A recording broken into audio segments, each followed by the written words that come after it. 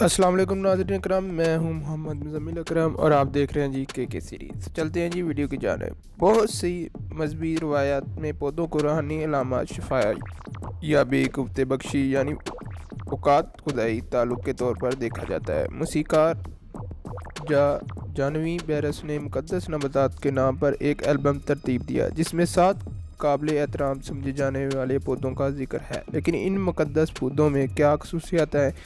کیا یہ پودے لوگوں کی زندگی میں ماضی کی طرح آج بھی اہمیت کی حامل ہیں؟ ان کا احترام کون لوگ کرتے ہیں اور سب سے بڑھ کر کیوں؟ دنیا کے مقدس ترین پودوں کی یہ فہرست ان کا ماضی اور حال، ان سوالات کے جواب حاصل کرنے میں مدد دے سکتی ہے۔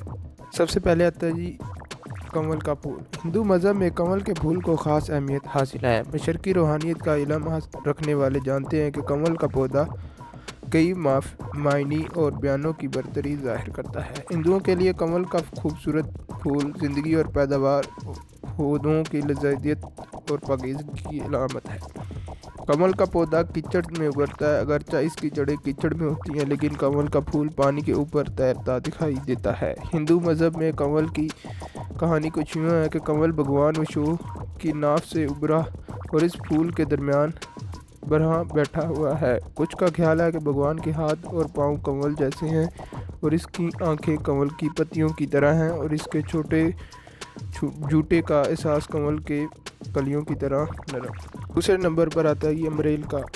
امریل کا بھی مذہب سے قدیم تعلق ہے۔ آج کل امریل کو عموماً کرسمس کے جادو سے منسلک کیا جاتا ہے، لیکن اس کو علامت سمجھنے کی تاریخ قدیم سلٹک پیشواؤں کے دور سے تعلق رکھتی ہے۔ انہیں یقین تھا کہ امریل سورج کے دیوتا تارنس کا جوہر ہے اور جس درخت کی شاخوں کے ساتھ امریل بڑھتی ہے وہ درخت بھی مقدس ہو جاتا ہے۔ سردیوں میں روحانی پیشوا بلوط کے درخت سے امریل کو سرینری درنتیوں سے کاٹتا ہے۔ تیسرے نمبر آتا ہے جی ناگ پھنی۔ امریکہ میکسیکو کے قبائل ناگ پھنی کا استعمال روحانی مقاصد کے لیے کرتے ہیں۔ ناگ پھنی ایک چھوٹا سا گٹھلی کے بغیر کیکٹس کا پودا ہے جو امریکی ریاست ٹیکساس کی جنوبی مغربی میکسیکو کے صحرائی علاقے میں قدرتی طور پر اگتا ہے۔ اس کا استعمال مقامی اقرار روحانی مقاصد کے لیے استعمال کرتے ہیں۔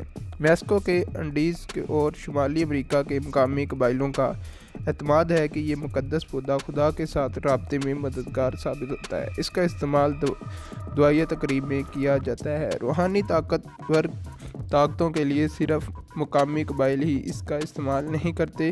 1950 کی دہائی سے فنکار، موسیقار، مصنفین اور اس کا استعمال کر رہے ہیں۔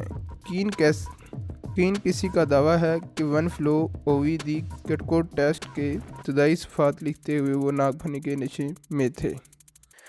تلسی کا درخت۔ دنیا بھر میں لاکھوں کی تعداد میں ہندو اپنے گھروں اور مندروں میں تلسی کی پوجا کرتے ہیں۔ ہندو مذہب کے مطابق دیوی ورندا نے بھگوان کرشنا اور اس کے پیروکار کی خدمت کرتے ہوئے ودران کی مقدس زمین کی حفاظت کی تھی۔ اگرچہ یہ دیوی انسانی شکل میں تھیں، لیکن قدیم تحریروں کے مطابق کرشنا نے بذات خود انہیں تلسی کا پودا بننے کا کہا تھا، جس کی وجہ سے اب تلسی مقدس کہلاتی ہے۔ دنیا بھر میں لاکھوں کی تعداد میں ہندو اپنے گھروں اور مندروں میں تلسی کی پوجا کرتے ہیں۔ پانچویں نمبر پر آتا ہے جی بلوط کے درخت۔ اکثر قدیم گرجا گھروں کے قریب پائے جاتے ہیں۔ صنوبر کی ایک قسم بلوط سدا بار درخت ہے جسے تولید اور ابدی زندگی کی علامت سمجھا جاتا ہے۔ اس کی وجہ یہ ہے کہ اس درخت کی شاخیں جھک کر دوبارہ زمین میں داخل ہو جاتی ہیں اور اس سے نئی تنیں جنم لیتے ہیں۔ اس کے علاوہ پرانے درخت کے کھوکھلے تنے سے بھی اگ سکتی ہے، اس لیے یہ تعجب کی بات نہیں، اسے تولید اور زرخیزی کی علامت قرار دیا گیا ہے۔ اس کے بعد آتا ہے جی بھنگ کے پتوں کو۔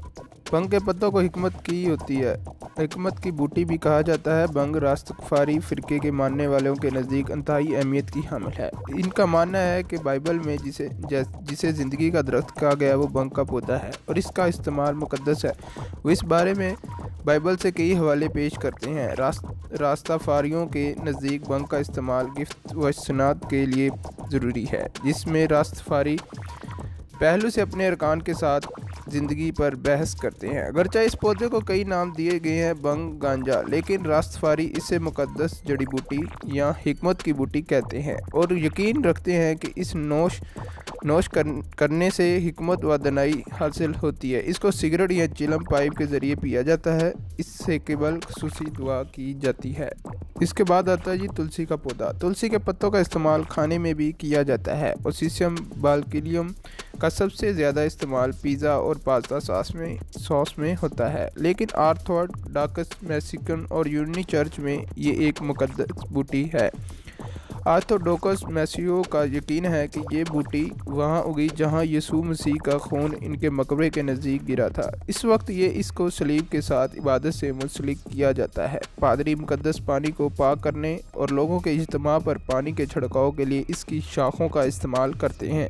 جانوی ہیرسن کی BBC سے پروگرام سم تھنگ انڈسٹری میں کی گئی گفتگو سے اقتباس۔ آج کی ویڈیو کا اختتام ہوتا ہے۔ اگر آپ کو ہماری ویڈیو پسند آئی ہے تو اسے لائک لازمی کریں۔ اگر آپ کو مزید اس طرح کی انفارمیشن چاہیے تو ہمارے چینل کو لازمی سبسکرائب کریں۔ اللہ حافظ۔